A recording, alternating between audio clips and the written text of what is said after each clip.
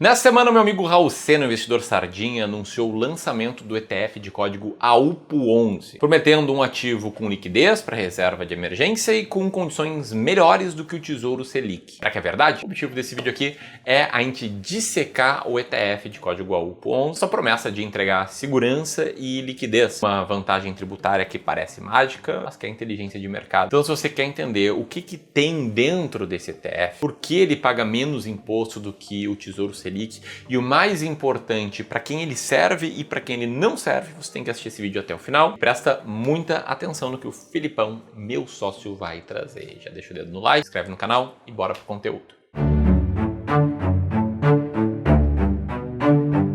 Boa, vamos lá e primeiro de tudo um contexto importante. Todas as vezes que a gente vai falar de investimentos, de educação financeira, que já começou a ser disseminada no Brasil, graças a Deus, há alguns anos atrás, com o advento da internet, a coisa mais comum que a gente escuta na hora que você está começando a pensar em investir é: poxa, você já formou sua reserva de emergência antes de começar a investir? Você já tem aquele dinheiro que vai te segurar caso algum imprevisto aconteça na tua vida, que você precise de recurso rápido para te segurar em alguma emergência? Esse tipo de conceito ele já é muito comum para os investidores. E boa parte de vocês aqui, eu sei que já possui uma parte ou a totalidade da reserva de emergência formada. Só que o que é que acontece? Esse tipo de dinheiro, esse tipo de recurso financeiro que a gente não usa no dia a dia, mas ele precisa estar ali de fácil acesso para quando a gente de fato precisar, ele hoje, normalmente, ou ele está na poupança, no caso de boa parte dos brasileiros ainda, ou ele está num CDB de liquidez diária, ou ele está no porquinho do Nubank, ou ele está em alguma instituição financeira que ofereça alguma solução parecida com isso. Muita segurança e ao mesmo tempo muita liquidez. Basta dar uma jogada no Google que você encontra várias instituições diferentes, inclusive, disputando pelos recursos dos investidores, cada um ali com uma taxa de 100%, 102% do CDI, ou coisas nesse sentido. Esse tipo de investimento também é muito usado para quem gosta de ter aquela reserva de oportunidade na carteira de ativos, para quem espera uma queda no mercado para pegar aquela liquidez ali e comprar para caramba na baixa. Também é um produto que se adequa. Só que esse tipo de ativo, ele nunca vai passar muito de uma rentabilidade de 100%, 101%, 102% do CDI. Vez ou outra vocês vão ver uma oferta de um CDB pagando 150% do CDI, como acontece, mas isso aqui está muito mais próximo de uma estratégia de marketing do que um produto de investimentos de verdade. Normalmente as condições de limitação desse tipo de investimento aqui são muito restritivas. Às vezes você só consegue investir 2, 3, 4 mil reais por um período muito curto de 2, 3, 4 meses. Então não faz diferença na vida de ninguém. Ficamos então, para todo mundo que quer reserva de emergência, reserva de oportunidade, com os CDBs padrão, com o Tesouro Selic, tudo que rende ali algo próximo a 100% do CDI. Qual é o problema desse tipo de investimento? Muita gente faz aportes nesses ativos e depois de uma semana, 2, 3, 4, 5 semanas, 2 meses, precisa retirar uma parte desse dinheiro. O dinheiro passa pouco tempo, em boa parte das vezes, nesse tipo de ativo. Ele entra e sai muito. E é justamente aqui que a gente encontra o principal problema que corrói a rentabilidade desses ativos, que são os impostos, os custos com tributos. Primeiro, se falando de imposto de renda em si, onde a tabela regressiva para a renda fixa, ela funciona da seguinte maneira: se você fizer um investimento que durou menos de 180 dias, ou seja, 6 meses, você vai pagar 22,5% sobre o seu lucro somente em imposto. E quanto mais tempo você passar investido, você paga menos, até que você entra na alíquota mínima, que é de 15%. Ou seja, para aquela pessoa que ficou ali 20 dias, 2 meses, 3 meses, 5 meses, ela vai pagar o imposto mais alto. E quase 1/4 do teu lucro já é fatiado na hora que você recebe o dinheiro de volta. Só que, além disso, para quem retira esse dinheiro em até 30 dias, a perda em pagamentos de impostos é ainda maior. Isso porque você precisa daí pagar o IOF, que pode consumir até mesmo 96% do teu lucro caso você deixe somente um dia o teu dinheiro rendendo naquela conta. E o IOF só zera mesmo depois do 30º dia em que você deixa o teu dinheiro aplicado naquele investimento. E aí você pode pensar: tá, Felipe, mas disso aí a gente já sabe, por que tu tá me relembrando tudo isso? Porque é justamente aqui que a mágica do AUPO11 começa a acontecer. Toda a ideia por trás desse ETF aqui é conseguir ser uma opção mais rentável aos CDBs de liquidez diária, ao Tesouro Selic, às caixinhas do Nubank. E é importante lembrar que a gente não está recebendo absolutamente nada de patrocínio ou algo do tipo do Raul para falar do ativo aqui. A gente está falando puramente de forma técnica para entender como é que isso aqui funciona e entender para quem faz sentido e para quem não faz. E aí o pulo do gato do AUPO11 está justamente na estrutura dele. Logo no começo da observação que a gente vai fazer do ativo, a gente já começa a entender que ele tem o objetivo de refletir o retorno total de uma carteira composta, ou seja, de uma carteira mista entre Tesouro Nacional de Ativos LFTs e Tesouro Nacional de Ativos NTNB. Tirando as letrinhas mais difíceis desses ativos aqui, a gente está falando de uma mistura entre Tesouro Selic e Tesouro IPCA+, onde cada um desse tipo de investimento precisa passar por um critério de seleção antes de entrar no fundo. Tá, beleza, entendi um pouco do panorama geral, ele mistura ali alguns tipos de ativos, mas qual é a diferença dele para um CDB de liquidez diária? Por que ele pode ser melhor do que ele? E aqui entra a principal vantagem desse ETF, que é a estratégia tributária por trás dele. E essa estratégia ela é composta por dois pilares principais. E aí vem comigo aqui entender a parte técnica para a gente entender a conclusão final. Quando a gente vai olhar a composição atual do índice, o que é que a gente vê? A gente vê vários ativos do tipo LFT, isso tudo aqui é Tesouro Selic, ou seja, com rentabilidade de 100% do CDI, e uma pequena parte que tende a variar de 5 a 10% da carteira do fundo, que fica ali em NTNB e IPCA+. Então a proporção normalmente é 90 para 10. E aí o ETF basicamente pega todos esses títulos aqui e coloca dentro de uma roupagem de um ETF, de um fundo de investimentos, que é negociado abertamente em bolsa de valores. E é justamente por ser um ETF que a gente encontra essa condição aqui, ó. Dentro da regulamentação dos fundos de investimento, caso um ETF tenha um prazo médio de repactuação de mais de 720 dias, ele consegue reduzir o imposto de renda desse ativo para 15%, independente de quando você vai fazer a venda do ativo da sua carteira. Ou seja, sabe aqueles 10% em ativos de Tesouro IPCA+,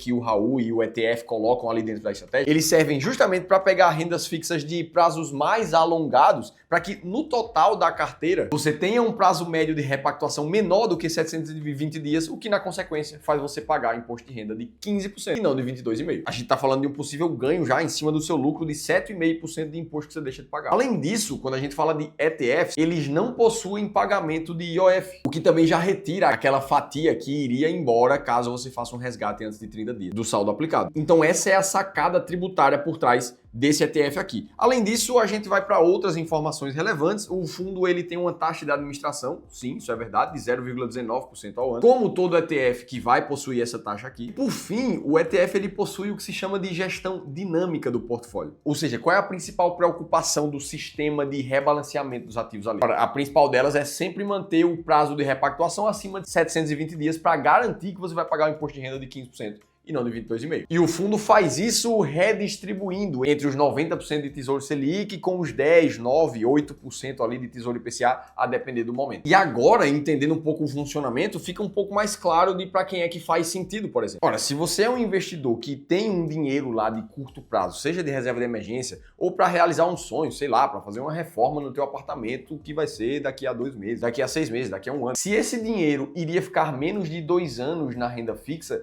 já faz muito sentido você pensar em colocar o Alpo 11 ali. Claro que é preciso comparar com alguma outra possibilidade de LCI, de LCA no mercado, mas o Alpo 11 ele entra como uma ótima possibilidade, pelo menos frente à caixinha do Nubank, frente a um CDB de liquidez diária. Agora, se você é um empreendedor também, por exemplo, para fazer a sua gestão de caixa, vale a pena pensar nesse ativo aqui, justamente pelo benefício de IOF, de imposto. E se você pensa em tudo isso ainda com muita segurança, ainda também vale a pena dar uma olhada para o Alpo 11. Isso porque a gente precisa lembrar que o lastro desse ativo é o risco soberano. A gente está investindo em Tesouro Nacional ao colocar dinheiro nele. Então o risco é o Brasil não conseguir honrar as dívidas públicas internas, o que é um cenário muito remoto. Então, para todos esses casos, faz sentido dar uma olhada com carinho para esse ativo aqui. Agora, para quem é que não faz sentido, quais são os lados negativos que a gente pode levantar desse ETF também? Agora, o primeiro e mais importante deles é a liquidez do próprio ETF. Como a gente está falando de um ativo que é negociado em bolsa, você só pode comprar e vender esse ativo em horários em que a bolsa estiver aberta, negociando de segunda a sexta, normalmente muito próximo ao horário comercial. Além disso, a liquidez do ETF ela é de D+2, ou seja, se você resgata hoje, você vai precisar de mais 2 dias úteis até o dinheiro cair na sua conta. Isso quer dizer que se você pegasse todo o seu dinheiro de emergência para realmente colocar lá, ora, se você tem uma emergência na sexta-feira, você só vai ter o dinheiro lá na terça-feira, o que não é bom esse espaçamento de tempo. Então, não é que a liquidez de D+2 seja um problema, mas você precisa estar ciente disso para se planejar conforme enorme esse prazo para que o dinheiro caia na tua conta. Fora isso, um segundo outro fator é que como esse ETF tem uma parcela pequena em Tesouro IPCA+,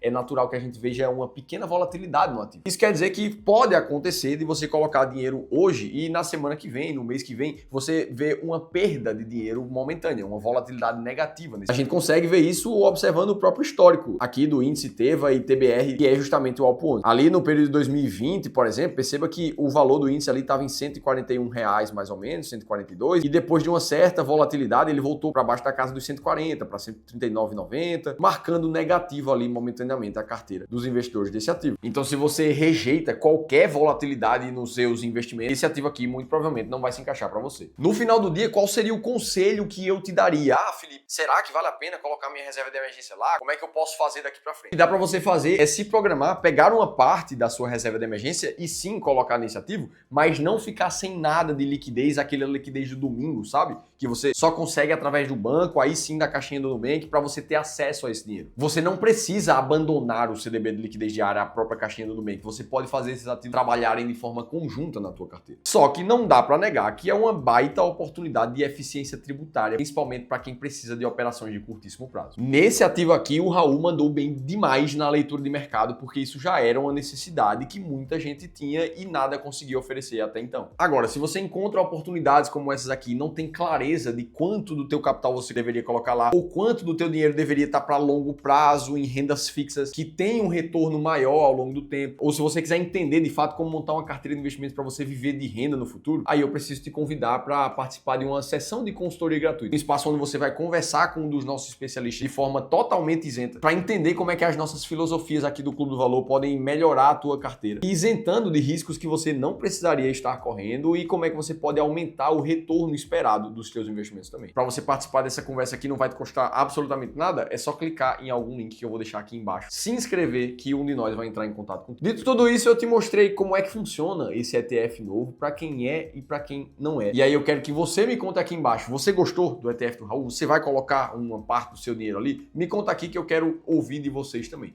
Para que você continue assistindo os vídeos aqui do canal, eu vou deixar um outro bem relacionado a isso. E eu, Felipe Almeida, te espero no próximo conteúdo.